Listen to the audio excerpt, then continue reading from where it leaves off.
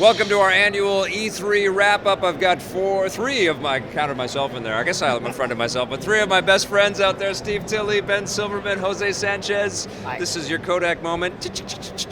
We have seen a lot of games, gentlemen. We have played a lot of games. We've talked to a lot of people about video games. How's everybody feeling? How are you feeling, Steve? I'm a little tired. It's been an unusually crowded show this year with the public in the LACC. It's been a little sweaty, a little crowded, but it's good. This would have been a good year to make weapons like in Dead Rising and just start hacking and slashing. Yeah, man, I wish I brought my machete to get through that Activision booth. The convention center floor is like Days Gone. You just like surf on the top of like zombies. Really is, like, I gotta get to my appointment. You're like, whoa. I think the zombies in Days Gone probably smell better. And they're all chasing Sam Witwer around. How you feeling, Foobs? I feel great. I've been here since last week, so. Yep. No, it's been a long week. It's been a long week, and it's hard to sustain hype for that long, isn't it? It really is. It really is. When they start the show, EA starts their press conference like 3 days before E3 even begins. Yeah. Then you have the actual Xbox and Sony conferences that are just like, all right, is it over yet? Nope, hasn't even officially started. And also, let me just tell you, the people at the EA press conference, they would not shut up. Yeah. These hosts at EA I know. would not shut up. Jose, do you have any thoughts on that? He sure did look magical, though. No comment. Yes. All right, well, let's talk about, we've already gone through the press conferences. You've seen our sarcastic tweets. You've watched our streams. Thank you for tuning in for those. But let's talk about the presence of Xbox and PlayStation and Sony, and I think, or PlayStation and Nintendo, and I think because Xbox came with a new piece of hardware, we should start with X that. don't give it to you. There it is. There it is. Come on. Foobs, why don't you start, as you seem a little bit jacked up, my friend. No, missed opportunity to not have DMX announce the Xbox One X. Right? Yeah. X gonna give it to you. Many X's. All the X's were there. Yeah. Okay, so it's called the Xbox One X. I like Scorpio better.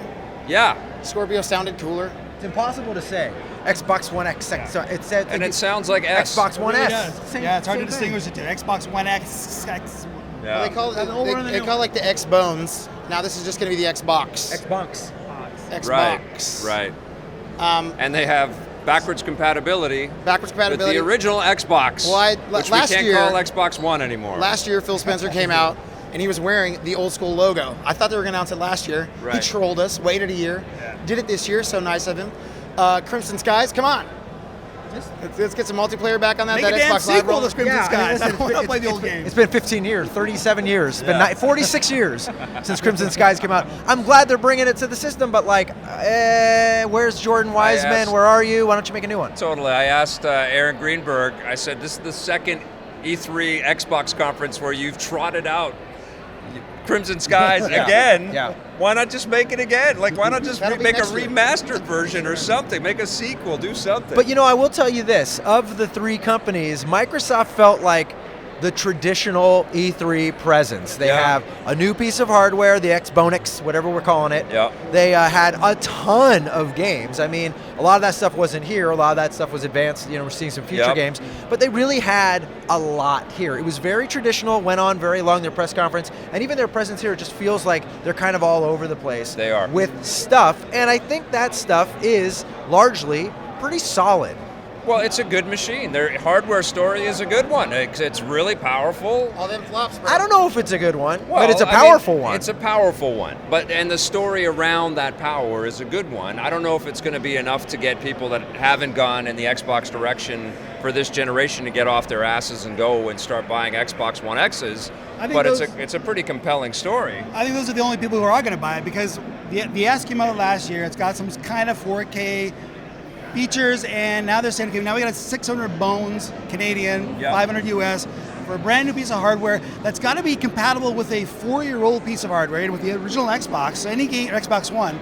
So any games that could play on this thing got to be able to play on the old hardware. So I just feel like it's this awesome little machine that they're never going to fully tap the potential of. I know, and I had to question in my same conversation with Aaron. I said, why not just start the new generation now and make it Xbox 2 or whatever you're going to call it, but have it play all the Xbox stuff that's already come out? That would be great. That'd be a great story. It's a luxury machine, Yeah. and it's for people who just want to get their games looking a little better. Yeah. They have technology. They're early adopters. They have a 4K set. Eventually, it's going to go from $499 down to $399 US. You know, I mean, it is what it is. We know what it is. You look at Forza, a game like Forza 7. They could, or Forza, is it 7 or 7? Yeah. Okay. That's amazing, by the way. They're all the way up to 7. You look at a game like Forza 7, they could have that game on a CRT running on an Xbox 360, and it would look amazing. Like, I know. That game looks incredible. I don't know how much more incredible it looks than if I was playing it on an Xbox One. If it blew smoke at you, right? Yeah. Like that If it blew you. If it blew you. That would be better. I ended the sentence there. Yeah. Jose. X-blow next. What did you think of the first-party stuff that they had for the Xbox this year? First-party stuff. Yeah. Well, Sea of Thieves I feel like they're pumping a lot of energy into Sea of Thieves. Yeah. They're like making sure everybody's aware of Sea of Thieves. They had a big presentation last year, another presentation this year. I get it. Okay, I'm in. Let's just have that out. I don't know, first-party wise, it was an interesting year. I feel like throughout the press conferences, it didn't feel like anybody was trying to step on dicks this year. Yeah. Nobody was really talking. There was a Switch in Minecraft at the Xbox press conference. No PlayStation, which was weird. Right.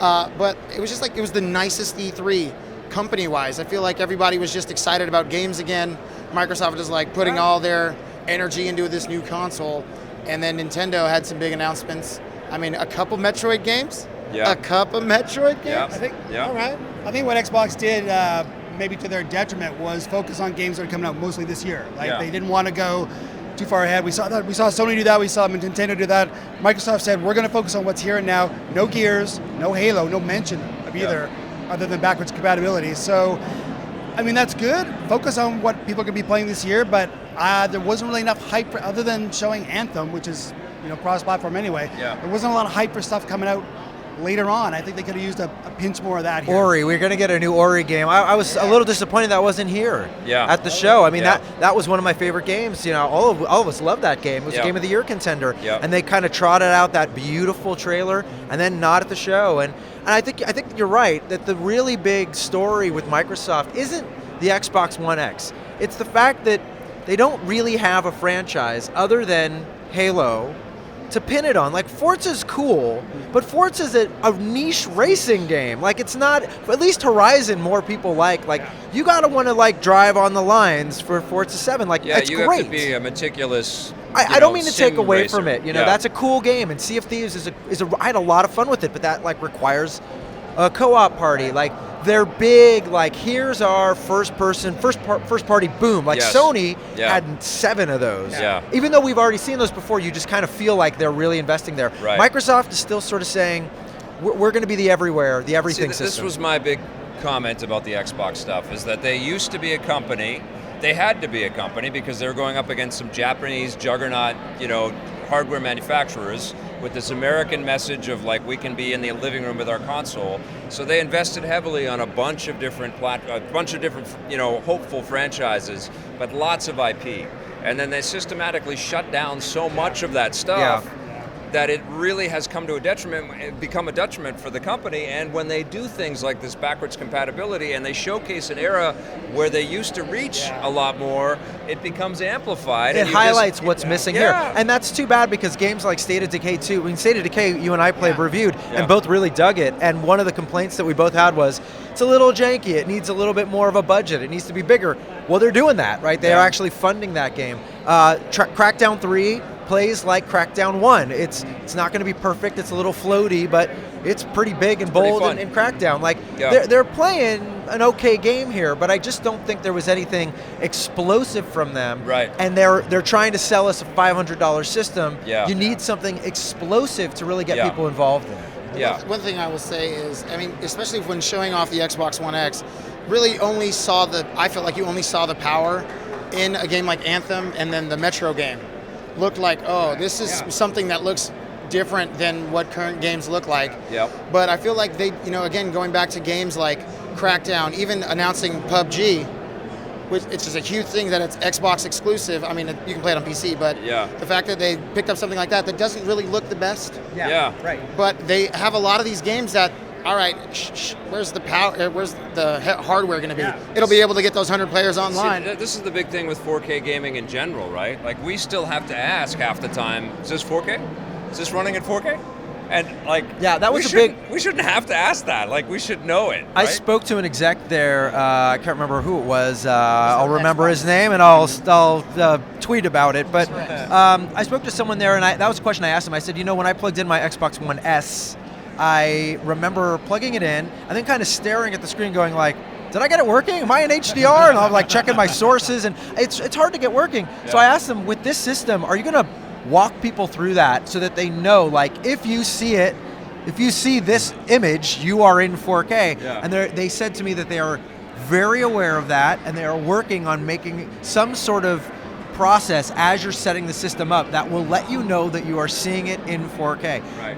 That's cool. Also kind of a problem. Yes. I did the same thing with my PS4 Pro. I first time I played, I'm like, yeah, this looks great in 4K. And I realized I was playing a game that didn't have like a 4K patch. And I'm like, right. Oh yeah. That's just a lot of me projecting what I think it's going to be. Thinking. Yeah. Well, there's so much of that in games anyways, right? Like, all of our memories are in 4K, aren't they? Right. Like, haven't we always been playing 4K games? 720. Yeah, my memory is in like an Atari, what is that, a couple K maybe. All right, well, let's talk about a score then for the Xbox. What would you guys rate the presence of Xbox here at E3? I give it an 8. Yeah? Yeah. Okay, gonna go that high. I'm at a 7. I feel like So much lower than an 8. well, I feel like they brought a nice story with the Xbox One S, and they certainly show the diversity in their third-party support. Needed more first-party, needed more reasons to be really pumped up about this next technological jump. Yeah, there wasn't a lot of pop. Opening with Forza. Again, like Ben says, that's kind of a niche game, a niche product, and it shows off the power of the machine. But it's just not grabby. So. Yeah. A solid sort of, a lot of solid stuff, nothing that really leapt out. 7 for me as well. Yeah, I'm going to go with a 7. Safe show, exciting, sort of, if you have the money and the TV to get into the Xbox One X. But they just played it safe. They played a little too safe. I think it's pretty exciting if you've done the PS4 thing and you're set up there, and suddenly you've got a really powerful machine that plays all those eras of Xbox. Yeah. That's pretty cool. Yeah. But they needed more new stuff to keep us freaking crazy. But let's talk about the Nintendo presence, which wasn't, completely packed with different types of games. Oh, it was packed. Yeah, it was packed with people. But Mario Odyssey obviously stole the show. Foobs, what did you think of the Nintendo presence this year? Again, I liked it. It's weird because when you have something like E3, you have the big press conferences from Sony and Microsoft. Yeah. Nintendo's feels like it's under the radar. And unless you're following Twitter or people in the media that are talking about it, you can miss it. And I didn't even know. There were people like, what, you got one Zelda game? You're like, no, we got 2 new Zelda games coming. There's more Mario Odyssey. There's going to be DLC for their games coming out this year. It's like sprinkling of information that happens all week long, doesn't it? Yeah. It's that thing. That's by design. I mean, I talked to Reggie about that after seeing the spotlight. I was like, it feels like we're talking games, a journey. It's just like nothing happens.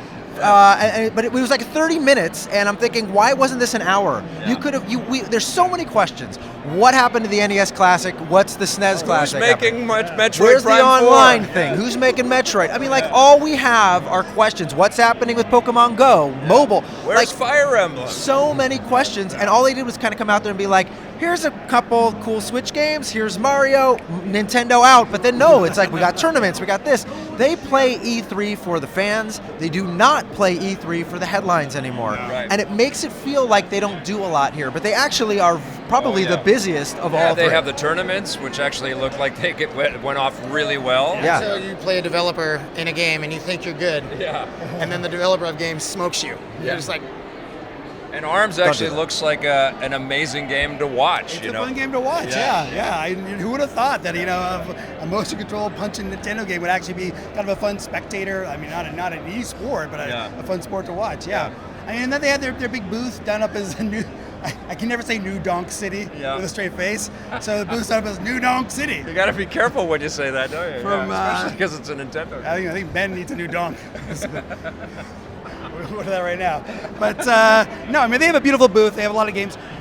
Nintendo's in a position now where this year they've got 2 games that are basically going to be vying for Game of the Year. They've got Zelda and Super Mario Odyssey, which is exactly as amazing as we thought it was. Yeah. So I mean, last year, I did not predict this for the Switch. I did not think I thought the Switch was going to die. I thought it was a stupid idea. I thought they were they were trying to combine a home console with a portable console. It's not going to work. Damn, was I wrong. A lot of us were wrong. They are just destroying it. And I mean, they got a lot of other good games. Got Mario plus Rabbids is awesome. You know, they got like a solid lineup. Headlined by Super Mario Odyssey and this piece of hardware that everybody loves. Absolutely. Yeah, I mean, I think they did this year kind of what they did last year. I mean, they had a few more games here, but this was all about Super Mario Odyssey. And I am all about Super Mario Odyssey. It's ridiculous. It's so dense. Like, I don't think of Mario games as being dense. I think of them as being long. Like, you're going to play, you're going to explore different levels, it's going to kind of it's going that direction. This game feels like it's going vertically. Well, there's totally. So many things to discover on these we only played 2 little levels, and I could have been there for 5 hours. Mario, just like in a 5-foot radius, does so many things. Yeah. Like he's throwing his hat, he's jumping on his hat, he's spinning around. It's holy crap, and it's so fast too. It's a masterclass in creative platform game design. Like no one does this as well as these guys, and they're clearly bringing it to bear. I also was excited about the fact that we talked about ARMS, but with ARMS and the new characters in that game, with Splatoon 2, with this kind of new blood infusion that they have with Mario, you feel like they're turning that corner. We didn't see really Miyamoto much here. We saw him on Ubisoft stage briefly. Yep. That was it. You know, obviously Wada-san's no longer with us, but that old kind of guard of Nintendo feels like they're moving out a little bit, and we're seeing the new blood come in, and that is the most exciting thing to me about Nintendo. Yeah, I interviewed the Splatoon guys, and it was an amazing conversation to just sort of feel like how they do their whole process. And we've heard Miyamoto mention this before, that they start with mechanics before anything. They get the gameplay right. They said that they had 2 blobs of tofu that could shoot ink at each other. That's how Splatoon started. And it really hammered home that that's what the company really thinks like. They, not just Miyamoto, but sort of corporate-wide, they start with just fun twitchy gameplay that we're going to connect with, and they connect with, and then they add the characters and all that stuff later. And then for us to care about those characters, it's a pretty big deal, you know? Yeah, I mean, they're really good at it. Did you play anything in their booth? Did you play Odyssey? Or I was going to wait in line. The line yesterday was capped to play Mario at noon. Yeah. E3 closed at 6. Yeah. People were waiting in line for 6 hours. Can we actually give a round of applause to all the people at E3 that had to hold up a sign that said the line is over right here? Also, a round of applause for all of the people who bought tickets here and can't. Now, I know it didn't make my life easy. It was difficult, a difficult show, but to come here, to spend the money they spent to come here, and to have smiles on their faces Bring their joy, man. while standing in line for 8 hours, you really felt like, oh, the fans, these are needs good an extra people. day, this show now. It shouldn't if they're going to be doing this, Yes. they need to absolutely open it up another day. It needs to be like TGS, like 2 press days, 2 public days. Yeah.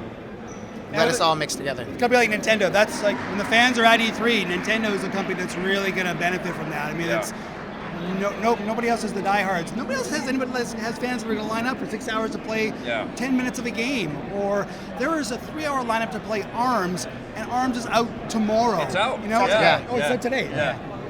What day is that? No, People are lining up to play a game they could go buy right now. Yeah. Just because, I don't know, there's something about Nintendo. They're curious, man. They want to know. They want to try before they buy. I know, I walked by playing it. I'm like, what are you guys waiting in line for? It's literally here. I have it on my Switch. Just go out, just go get your Switch. Go play. That brings me to a big point that I want to make about Nintendo. We've got Switch games and we've got 3DS games. I'm excited as hell about the new 2D Metroid game that's coming to the 3DS. I want to play that on my Switch. I want there to be a decision here about where this software is going that benefits everybody. 60 million 3DSs out in the wild, I believe. I don't think they're gonna. They just until they get that Switch install base up high enough that they feel that they can start transferring it. They just don't want to. They're like, look, we can sell so much software. I understand the business decisions, but as a gamer, I don't want to be shut out of being able to play that where I want to play it. They've also got to get the battery life extended. You know, I think Switch, the next generation of Switch, maybe that's the one where the Switch and the 3DS will merge. But I mean, 3 hours isn't enough on the go. You know. Yeah. Switchbox 1. Switchbox 1. So I mean, it is interesting how they're having to kind of carve up their franchises and put. I want to play that 2D Pikmin. You know, I like the 3DS. It still proves itself every time I open it. It's a good machine, but the Switch has stolen my heart. They're just going to sell you. They're going to sell you copies of games on both platforms. That sounds like a dream come true. Who else has got two successful platforms? That's right. There used to be more companies who did that, right? I know, right? But I mean, this is the new Nintendo. They're going to put their stuff everywhere. They didn't talk about the next Pokemon Go or whatever, the Super Mario Run. Like, they're succeeding everywhere right now that they're trying. That's why I was surprised that their spotlight was only about the Switch. Even though we're all excited about the Switch, this is a company that has a lot of irons in the fire. They are succeeding everywhere they're doing it, right? Like the so why not stuff and like if they do a Super NES Classic thing, that's going to go insane. Well, they'll sell 1 million of them, and then they'll say they can't make anymore, and that's it. Yeah, I read some tweet that said the announcement is going to be they're going to make one of them, and the live stream will be Bill Trinan destroying it. That'd be amazing. That would be good. That's good. All right, so Nintendo's presence really was overshadowed by Mario. There was nothing else really that could even come close to the effectiveness of the plumber, and it's freaking incredible that we're getting a Zelda and a Mario in the same year. But we got to score. I mean, they had FIFA, they had Splatoon 2, they showed some ARMS, they showed a little bit of esports. They got Metroid, at least a logo for a Switch version of Metroid. They got a logo. Pokemon RPG. They don't have a logo for that yet.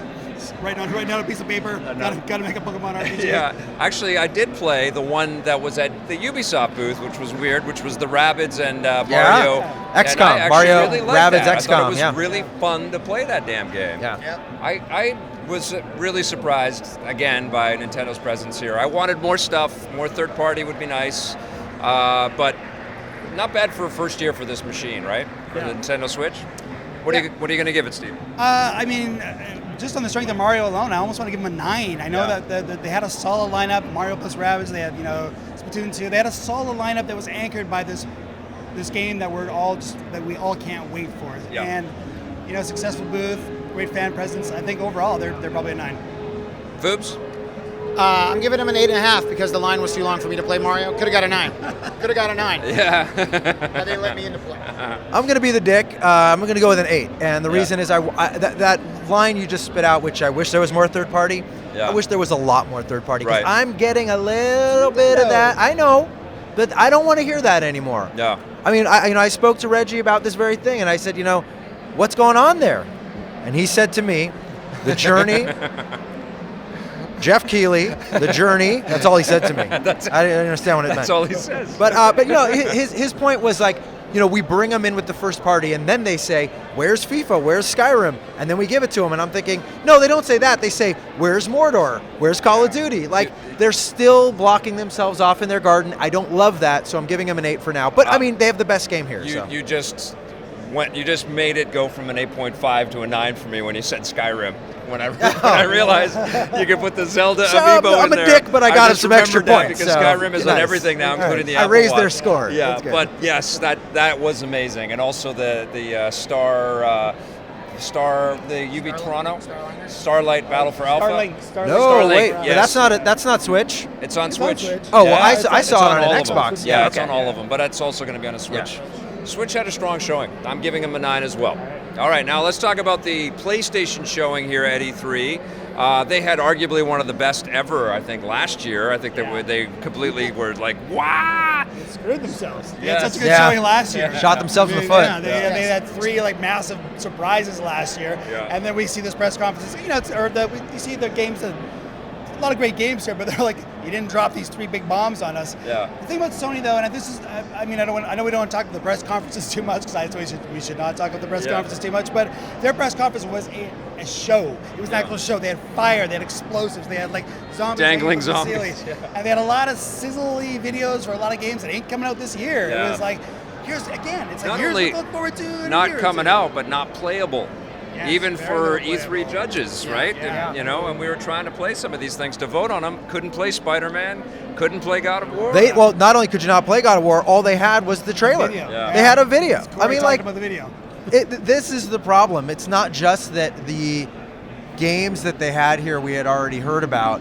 It's that they just didn't have anything. They didn't have a great play experience at E3. It didn't feel like you could sit down and fall into games. Like last year, even though they had all these new games that we just sort of sat and talked to them about, God of War, I sat and played Horizon in their little backstage booth. Yeah. This year, I played everybody golf. Yeah. And I'm like, that's not, No. you're not level pegging. It's cute that it's back, but that's Yeah. not what we are into the PlayStation 4 next-gen kind of space Right. for. I mean, it was just a weird showing. It feels like Sony, going back to their press conference, just showed us everything that they talked about last year, or Yeah. showed us last year. Yeah. And so See, they kind of did what Xbox should have done showed to us sell it the from last year. PS4 Pro. That's what Xbox should have done this year to sell the Xbox One X. Even though it would have pissed us off next year because they wouldn't be ready still. It worked for Sony because last year I think a lot of people bought PS4 Pros going, oh my God, I get to play God of War. Yeah. Really a long time from now.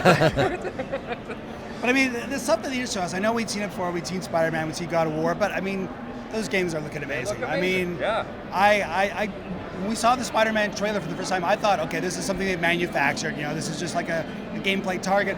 No, that was the actual gameplay. That was like the live gameplay demo. Was what we saw. I'm like, I can't believe this. I can't believe they're taking like the Arkham sort of combat feel and Spider-Manning it and going back to Spider-Man 2 where we could swing through Manhattan. It's like everything I wanted in a Spider-Man game. I just would like to have a little sooner.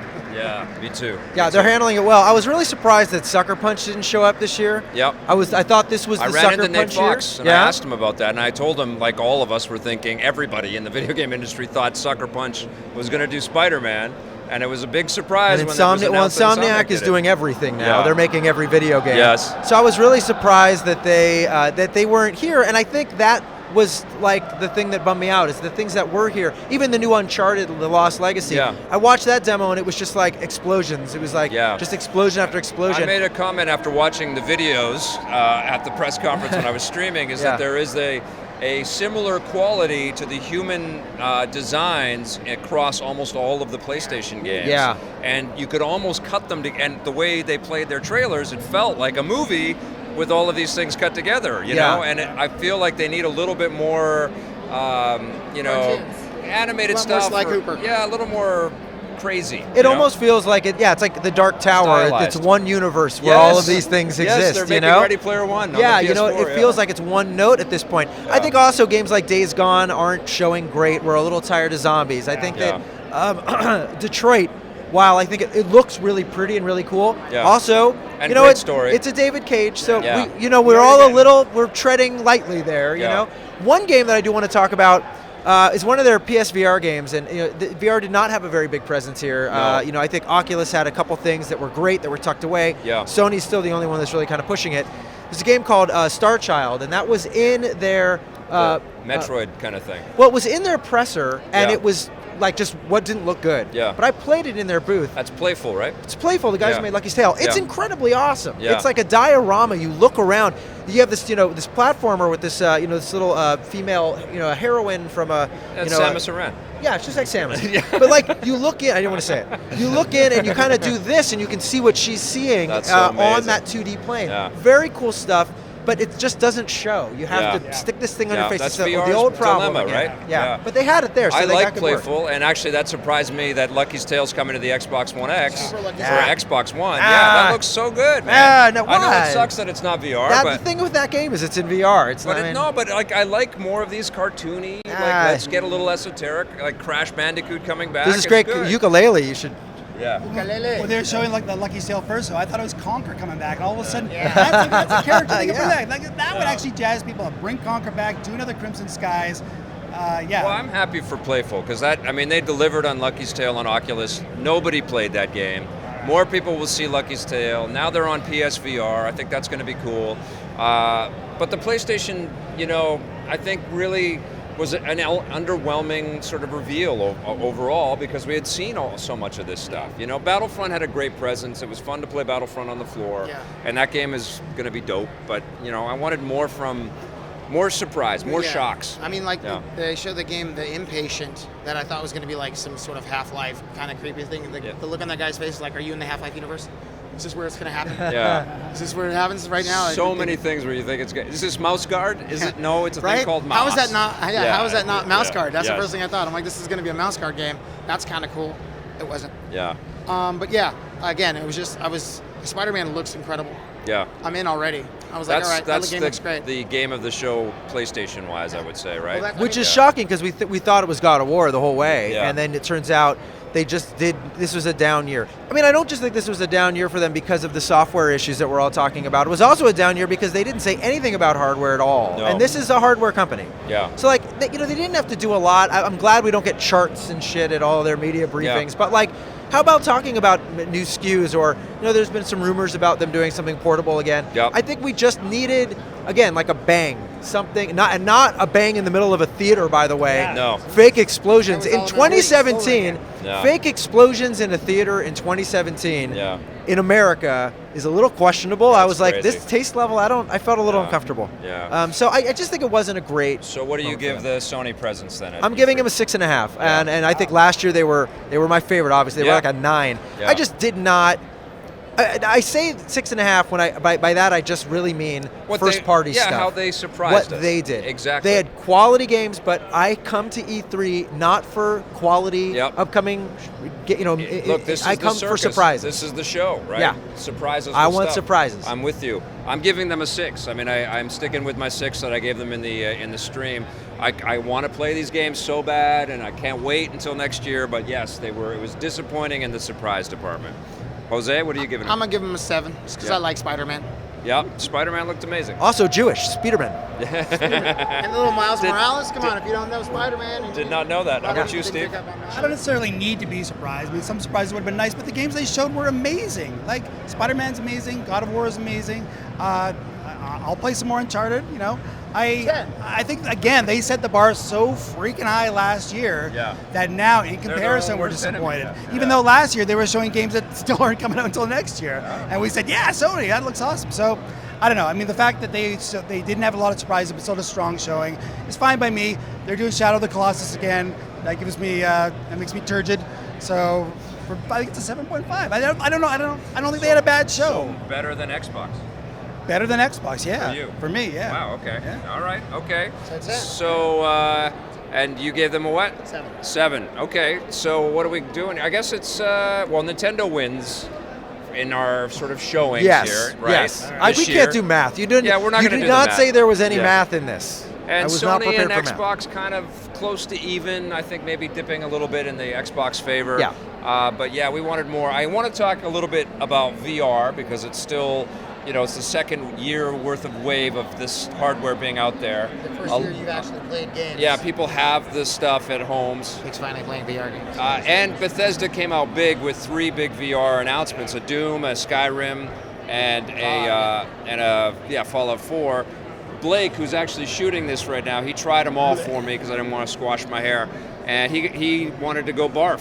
He was ready to get sick. I'm after sorry. playing. Yeah. He tried them all for me Yeah. because I didn't want to squash my hair. Yeah, that's the routine, Can right? we It's Can we just a review gag. It that? doesn't- Can we Yeah. review that policy? It's just a gag. It's not I real. give that policy a 2 out of fucking 10. I'm sorry. That's crazy. Squash your hair. But the point is, made him squash your sick hair, to his stomach. I couldn't believe it. Your VR is games, still you hear making that? people sick to you their hear stomach. that, Bethesda? Your games make Blake sick. I thought that the VR presence was actually kind of muted this year. I mean, Yeah, Oculus it really had a was. huge booth last year. Ton of cool games that we saw for the first time. Sony showed off a few VR titles.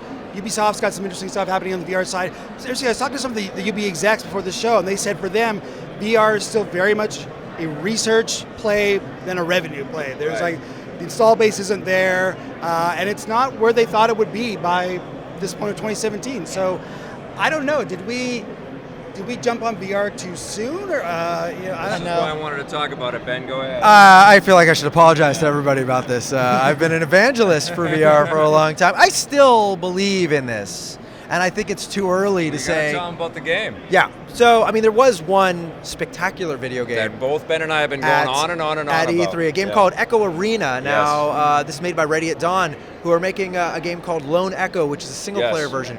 So this multiplayer version of a game called Lone Echo, Echo Arena. This is the company that made the Order 1666. Yeah, for and the they've made PlayStation some. 4 They've and made God some of War better. games. They've made some Yeah. better games, but Yeah.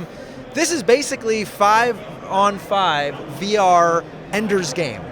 you are in the training scenario. It looks almost exactly like if you envision there are these walls in this zero-G space, and you propel yourself with the touch controllers by grabbing onto things and flinging yourself, and you kind of fly in zero-G, and you can use wrist kind of mounted rockets to course correct. You grab like a ball, like a football, and you like have to lob it into a thing. You're flying up here trying to lob it into a thing. It is super great. It's one of the best games I've played this year. It's one of the best games of the show. Of something that's coming up. Oh you know? my, it's the and best demos, best teases. It combines the social ideas of VR that Zuckerberg goes on and on about. It's going to change the world. This makes you feel like I was playing with our friend Greg Miller, one of our colleagues, and there's a way to punch in the game. You can punch people. And that dazes them. I kept punching Greg Miller. He just went floating by, and I'm like, kind of funny. And you could grab their helmets and push off of them. But he would scream at me, Silverman! Yeah. And it was like, he looks like Greg. He's moving around. And you're saying, pass, I'm open. And you pass the Frisbee and I you had so take much it fun. into the It's goal. just such a fun incredible. game, and that game makes you feel like this can only be done in VR. Yes. So there's still life. There's just not a lot of it. Yeah, and honestly, it's behind closed doors life.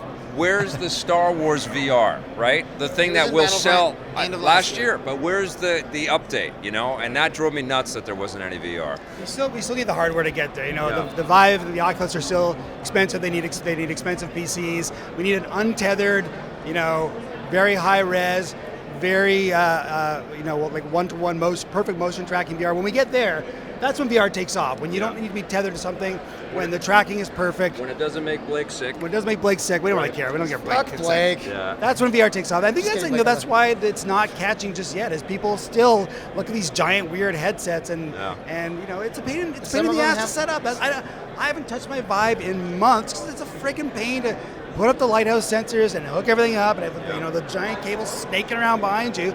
So. Yeah, the software is starting to catch up. We just need the hardware to sort of get there too. Okay, well let's, so VR, that's kind of, I think, a common refrain here. Let's talk about our favorite games that we've played that we're looking forward to. I'm going to say let's cap it at 3, our 3 favorite experiences, and then after we've all done that, we can sort of pick our game of this show. Well, a game that was shown very briefly at the Xbox press conference that I don't think it's not coming out till late next year, maybe 2019. It's called The Last Night. Yes. It looks like flashback, Blade Runner Looks craziness. really slick, yes. And that's from the Raw Fury guys. So I got to go at their booth and talk to one of the guys who's making the game.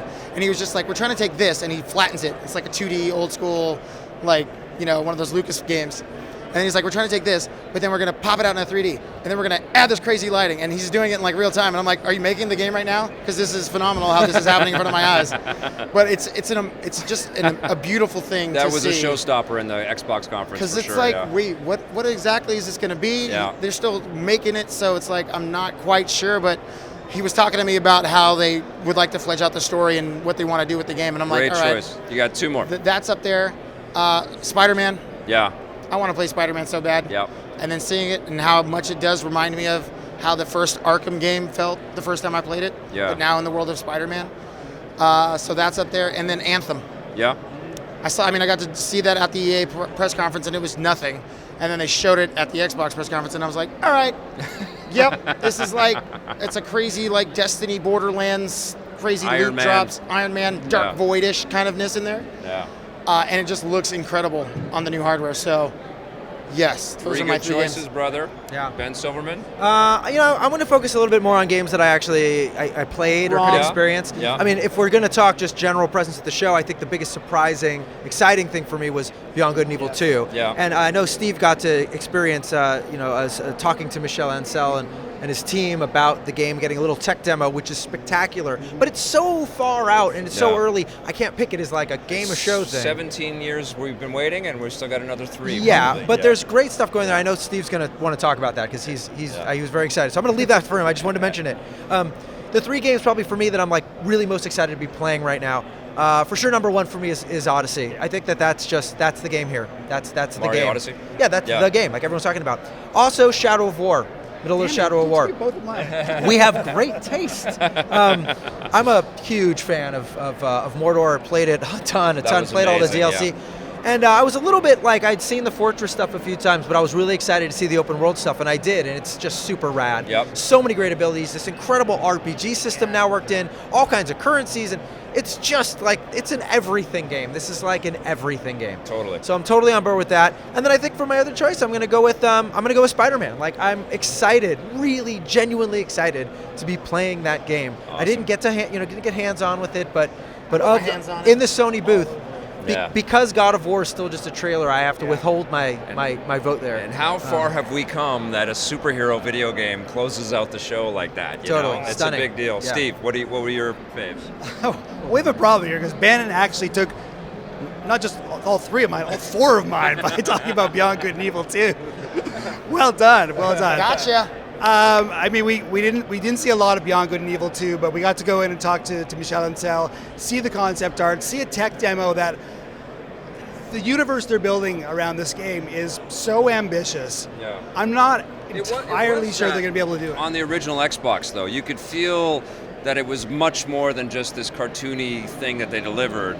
You know, with the accents and the craziness and the actual threat of real violence and all. Like, it was much more mature and richer than the technology probably allowed for, and now the technology allows for it, right? Yeah, it's getting there. I mean, they're planning to make this like an open world, multiple cities, RPG, skill system, character creation. And Peter Molyneux's on this one? Yeah, exactly, right? Yeah, okay. But I mean, the Imagine demo, you they showed, in the demo, they zoomed out from like outside of the planet into the city, into the statue, the big statue of Ganesh in the city, then into the rivets on the statue. Wow. Like, that's what the engine can do.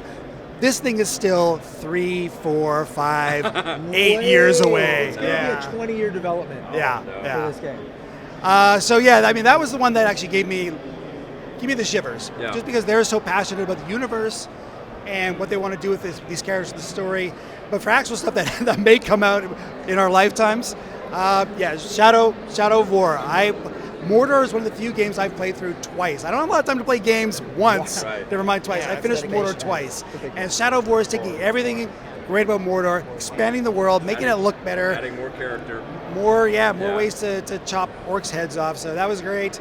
I mean, as Ben said, I'm just going to parrot Ben here.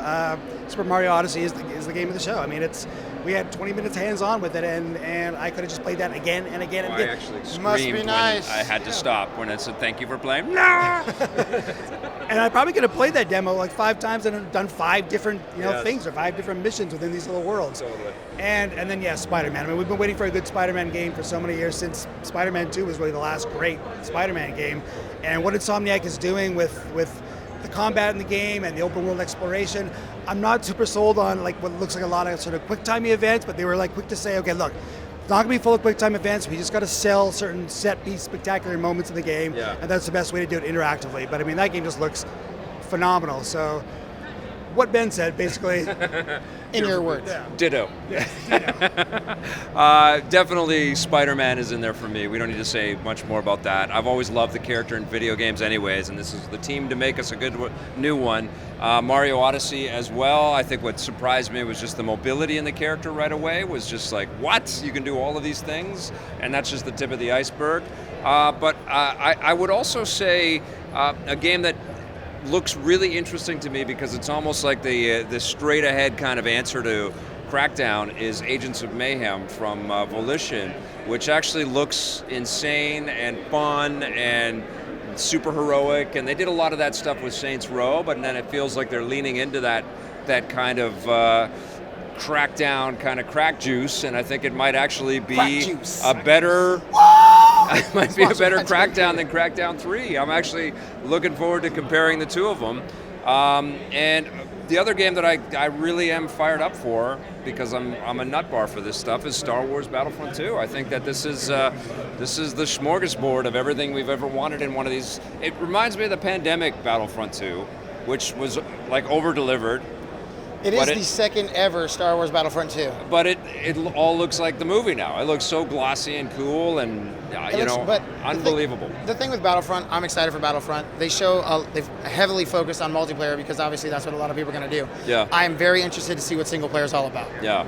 Because they brought out Janina at the EA Play event, and she was, for rehearsal, super like crazy enthusiastic about Star Wars. She had her Star Wars leggings on. She brought her mom with her.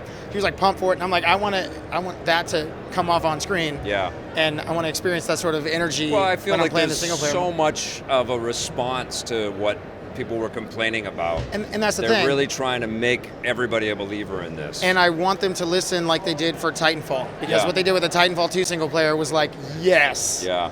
If you can do something like that Yeah. up into the mix for Star Wars, Yeah. I'm in. Yeah. I also just want to point out that this was not a really great year for indie games, which in the last couple years has Well, they been don't such a wanna big come here, presence. though. Well, but no, in the last, remember Sony COVID's last coming. year had Yeah. or a year or two ago had like all these indie developers on stage. Yeah. Like these companies have in the past planted their flags there. And this year, Microsoft did a little bit of that with Cuphead. Yep. Saw a little bit of the idea at Xbox stuff. A Way Out. Below wasn't here. Right, there was A Way Out, which I don't know if you really call that indie. It sort of is, but now Yeah. it's funded by EA. But one game I want to talk about is a Devolver game called Minute. Oh, I heard about this. Yeah. I think is what it's called. Yeah. I think and it's minutes. It might, no, it's like MINIT is what Okay, Minute. Yeah. okay. And it's a game. It's essentially a roguelike. Hate to use that word, but that's what it is. That's fine. But you play for 1 minute and then you die. Yeah. So you run around this like weird black and white little kind of like 8-bit world, and you like go somewhere and you get a sword and then you die. And then any items you find, you keep. And basically, over the course of playing 1 minute at a time, the entire world resets. You have now, maybe you found a new item that can get you to a new place. So it's almost like a roguelike Metroidvania that you have to play 1 minute at a time. It's Groundhog Day. Listen, man, I don't know if the game's going to be fun or good, but Cool. I like coming to E3 Yeah. and seeing stuff like that. Like That I- is I- crazy. Devolver is so freaking important. They're so and awesome. awesome. Yeah. Absolver was. I think it's the best fighting game of the year. Like it's so ambitious for the small team. I mean, I want Marvel versus Capcom, and we've got Injustice. Like Dragon Fighter X. There's Dragon Ball. a lot of good ones, but Absolver's just so freaking amazing. Yeah. Like chaining your moves together and your back foot to your front foot and adding weapons and customizing like crazy. Also, a shout out to Ubisoft for having Yeah. a great showing, a Yes. great press showing, touching our heartstrings, pulling our heartstrings, Totally. having some really solid software across the board. Far Cry 5 is super fun. Skull Yeah. and Bones. Skull and Bones and is I super gotta fun. say, South Park, I that- was laughing hysterically during my That demo of Fisher South Price Park. XCOM game that's coming from Nintendo and Ubi is really damn fun. And It was such yeah. a great break from all the like carnage of the show. It was really cool. And the Toys to Life game, like who knows? It's Who a big knows? risk, Yeah, but it is they're a big trying risk. it. I mean, it feels who like they're a little knows? late to the game, but they're doing it in a way that nobody could have conceived of before, building your spaceships on the fly. You're right, the Ubisoft was kind of a counterpoint. They brought a lot of heart to their press conference, to Yep. their presence at E3. They brought up Miyamoto. We saw the guy, the developer of Mario + Rabbids, crying, I know. and Michel Ancel, when he had announced Beyond Good and Evil, Sure he was enough. crying on stage, Well, you and they could had feel- everybody up on stage for Yeah. that moment. And yeah, it's surprised they had like And Yves Guillemot was the host of the damn thing. Yeah. No Aisha Tyler, no big celebrity, no missteps. It was just all out of passion. I love that. I Could've got love me on seeing cheap. Ash and how, You were already how hired. into Assassin's Creed he was. Yeah. Like how proud he was of, and that looked great too. Assassin's Creed Origins looks amazing. New Assassin's Creed looks good. Far Cry is a ton of fun. Yeah. I didn't play the Crew, but Crew 2's got boats 2. and planes in it. Boats and I hoes. might check that out. Yeah. Boats South and Park's hoes. hilarious. So yeah, overall, Ubisoft's obviously not a platform, but as a Yep. company, as a president at E3, they probably had the best show. So you're gonna give Game of the Show to Destiny 2, though. Can I just say? I played Destiny 2. that was awesome. I played. I got new capes. I got 3 new capes. I got 4 new guns. Come on. I got new boots. Come on. A helmet, 4 helmets. I peaced out of Destiny a long time ago. Seen the guy, the horn. Guys, come on. We gotta get the horn. I know. What? All right. There's like loot and games, there's weapons Got and a games. Come horn! on. Yeah. Okay, all you like millions of Destiny fans watching these guys mock your game, you know, I you know where it came from. Destiny 2 looks amazing. I didn't even want to really try it because I kind of lost interest in Destiny. But oh god, Bungie, it's just so goddamn It's really slick. fun. Yeah, It's we so played good. it at the event, and it's great, man. It's really fun. All right, let us pick our game of the show. Jose, Destiny 2. are you? No, what are you gonna pick? I don't know. I mean, I wasn't really like.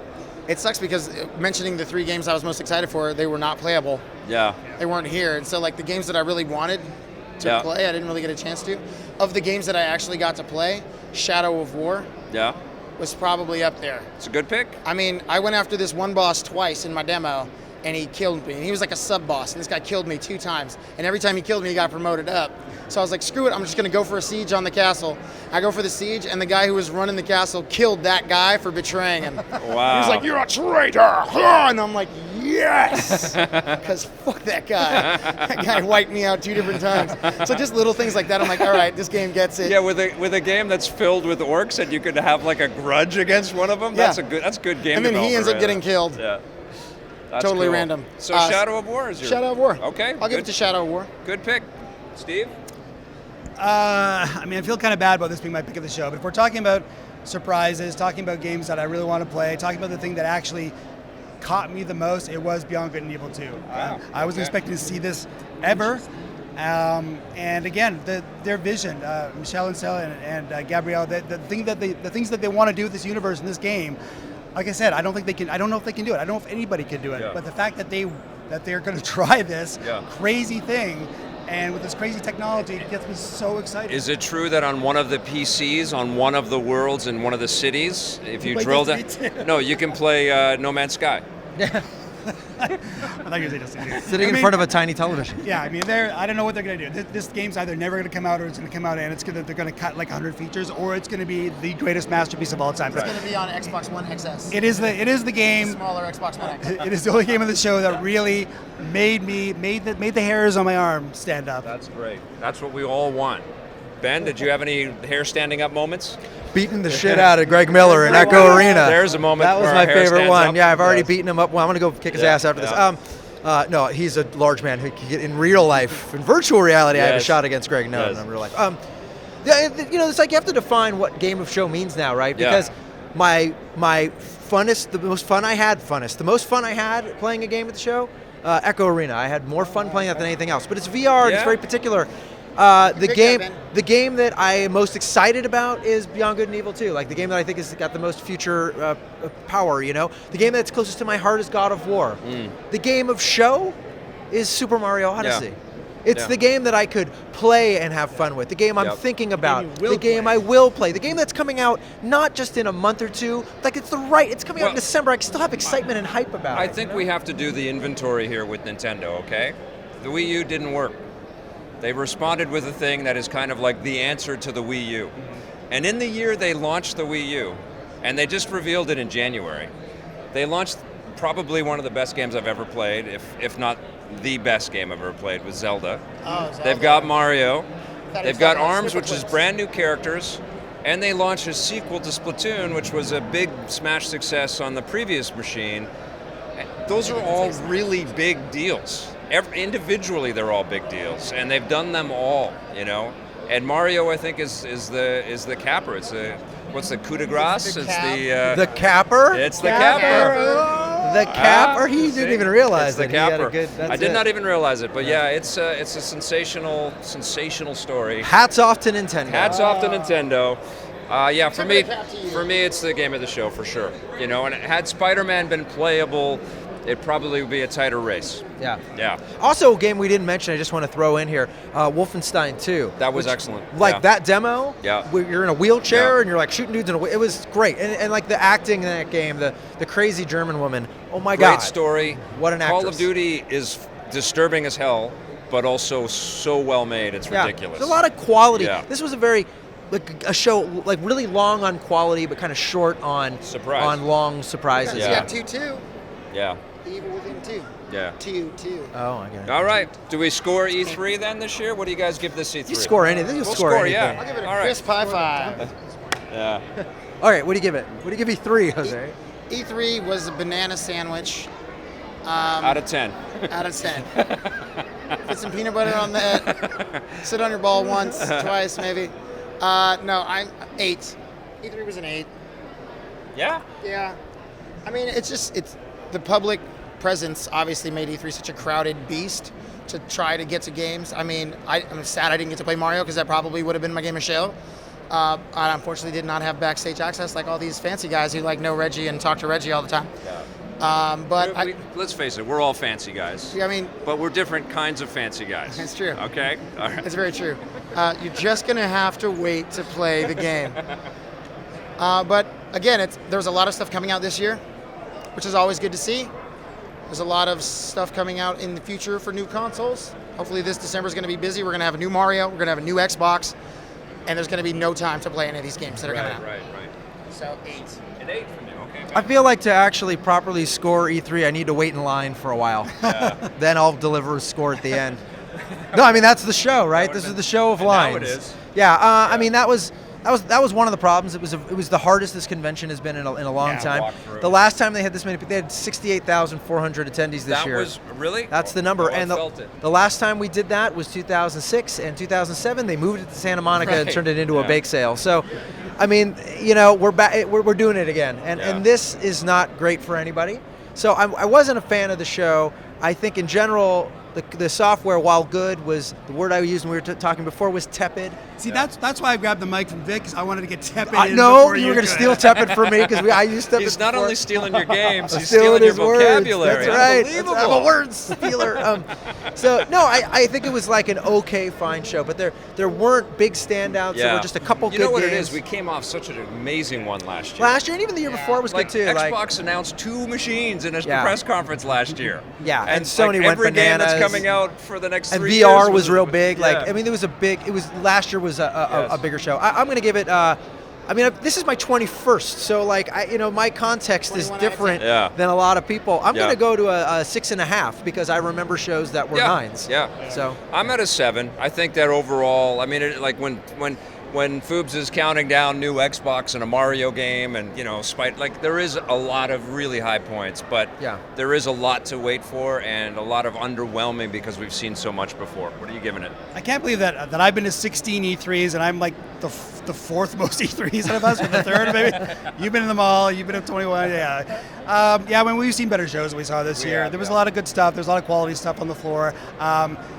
The show itself, I mean, it's a stupid, shitty thing to complain about when we say, "Oh, it's so crowded here, we can't do our jobs." It's so but entitled. but I mean, it is. We have jobs to do here, and E3 is always hard to get around. And I love. And you know what? We hate being dicks too. It's like, it does, you're not a press, so get off the machine. And that's what happens is, the people handling the systems have to kick somebody off, and you feel like shit because you got not to good go. for anybody. Yeah. It's just not good for anybody. I'm not sure I'm not sure the fans had a good time here. I would really love to hear from people who bought tickets and came to the show how their experience was. If they had a good time, if they were happy with the 3 games they got to play. Oh, we will.